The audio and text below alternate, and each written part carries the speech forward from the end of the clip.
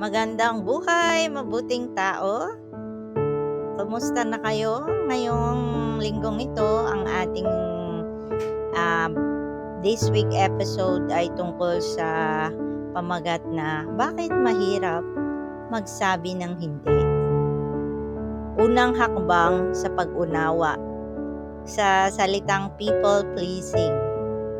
Okay, siguro makaka-relate yung mga laging nagme-message sa akin dyan about people pleasing. So, welcome back sa ating podcast, Unwind Within, ang iyong munting pahinga para sa kalusugan, kaisipan at damdamin. Kumusta na? Ilang magdadalawang linggo na ba tayong bakasyon?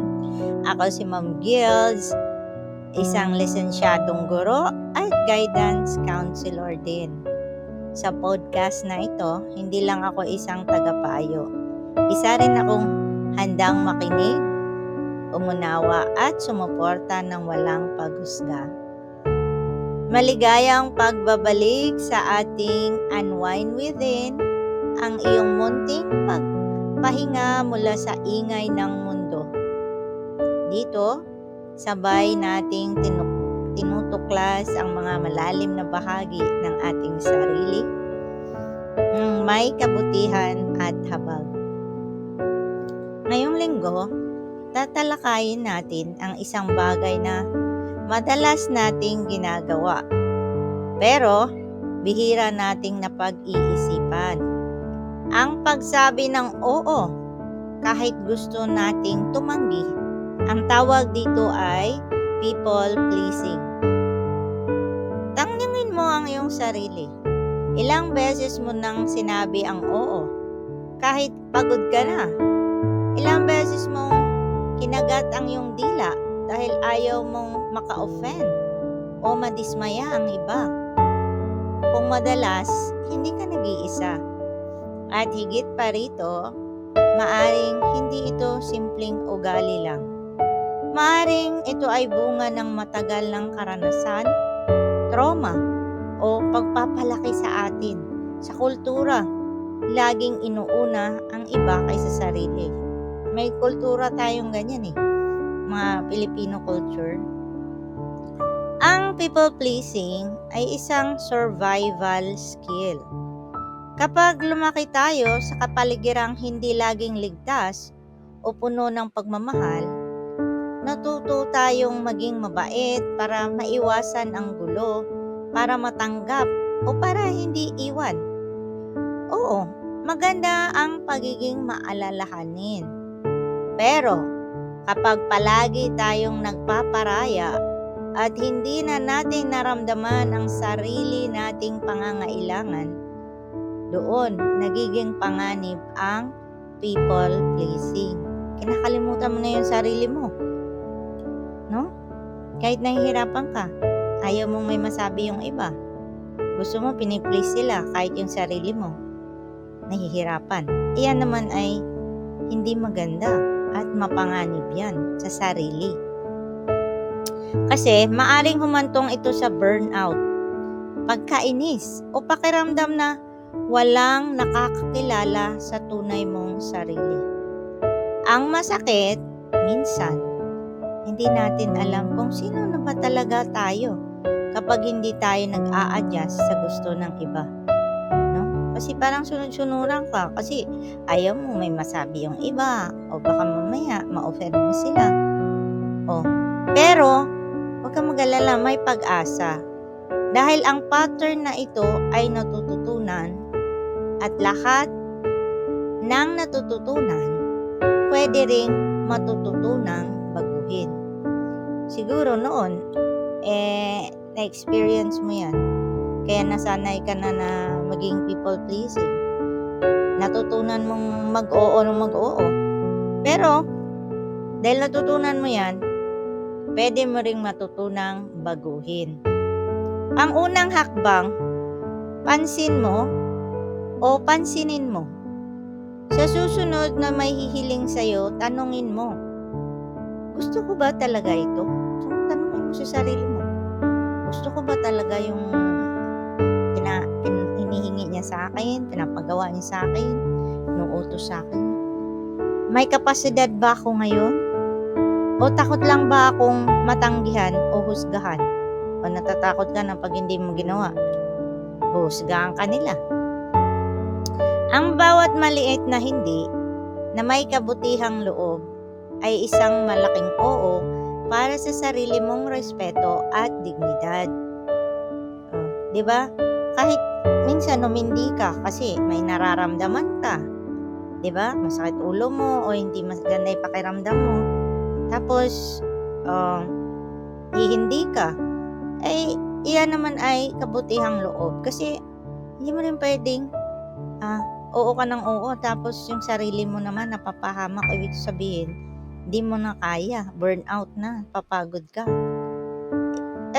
Kung naghindi ka sa kanila, nag-oo ka naman sa sarili mo para makapahinga ka. Ito ay pagbibigay respeto sa sarili at dignidad mo. At tandaan mo, hindi ka masama kapag inuuna mo ang sarili mo. Iba yung pagiging makasarili ha. Yung makasarili, ayaw mo talagang tumulong. Kahit kaya mo, kahit wala kang naramdaman, ayaw mo lang talaga.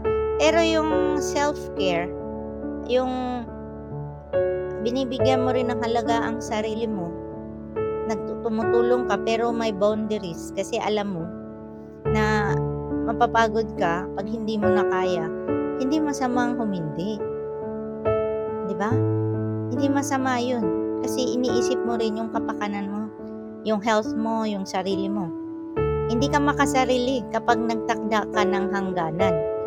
Pag sinabi mo, parang inaabuso ka na, sasabihin mo sa sarili mo, tama na to, ito na yung hangganan. Hindi yung pagiging makasarili. Ayan ay pagbibigay halaga sa sarili. Yung tinatawag natin na self-care. Diba? Sometimes kakagawa mo ng helping others na nagsasakripisyo ka, nakalimutan mo na yung sarili mo. Kailangan mo rin. Ikaw din, isa ka dun sa mga other na kailangan mo rin na pahalagahan ang sarili mo. Ngayon, imbitahan kitang mag-journal. Ma'am Gilda na naman, journal na naman. Kasi yung journal kasi is a therapy yan. Pwede mo yung reflection prompt. Isipin ang isang sitwasyon, kamakailan lang, kung saan sinabi mong oo, kahit gusto mong magsabi ng hindi. Meron ba? Yung pinakalas, yung sinabi mo na oo, kahit napagod ka, kahit hindi mo kaya, kahit ayaw mo, kahit masamang pakiramdam mo. Ano ba yung sitwasyon na yun? Isulat mo sa journal mo. Sagutin mo ang mga tanong na to. Anong naramdaman mo nung ginawa mo yun kahit ayaw mo? Anong kinakatakot mo? Bakit mo siya ginagawa kahit alam mong nahihirapan ka o napagod ka? At ano kaya ang gusto mong nagawa mo noon? Ibig sabihin, kung hindi mo ginawa yun, may nagawa ka sa sarili mo. Ano kaya yun? Okay? Pag-isipan mo yan, isulat mo sa journal mo. Alam mo, pag nagsusulat ka ng journal, nai-express mo yung sarili mo. At minsan, hindi natin nakikita, pero pag sinusulat natin, nare-realize natin, nare-reflect natin, ay, oo, no? Tapos na-analyze natin yung nangyari sa buhay natin at yung behavior natin, no? So, para sa pangwakas na salita, gusto kong sabihin maraming salamat sa pakikinig sa Unwind Within. Sana'y may napulot kang aral sa ating pagninilay ngayon.